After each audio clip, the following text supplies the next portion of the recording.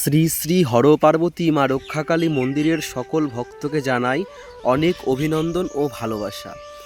আজ চৈত্র মাসের ৩ তারিখ অর্থাৎ বুধবার। আজকে অমাবস্যা, তো সেই উপলক্ষে আমি আজকে ভোগের রান্না করেছি লুচি আর আলুর তরকারি। তো আমার এইটুকুই পেরেছি আজকে রান্না করতে, তো সেই দিয়ে ঠাকুরের সেবায় ভোগ লাগিয়েছি। তো বন্ধুরা, আজকে ৩ দিন হচ্ছে আমার ব্রতের।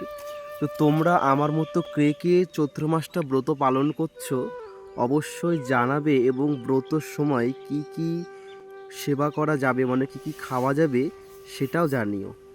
আর আমি ব্যক্তিগতভাবে মনে করি যে কোনো ব্রত বা একটা সংকল্পের সময় ব্রহ্মচর্য পালন করা অত্যন্ত গুরুত্বপূর্ণ। কারণ দেহশুদ্ধ না হলে আমরা যত যাই করি না কেন সব কিছুই ব্যর্থ মনে হয়। তো ব্রহ্মচর্য পালনের মাধ্যমে আমার এই ব্রত আমি চেষ্টা করছি সম্পূর্ণ করার। আজকে কেবল ৩ দিন হলো, বাদবাকি দিনেও তোমাদের সাথে সাথে গল্প গুজবে ভালোই কেটে যাবে আশা রাখছি।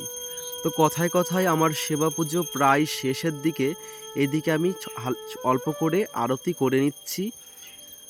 আরতির পর ঠাকুরকে বিশ্রাম দিয়ে দেবো এবং আমিও বিশ্রামে যাব।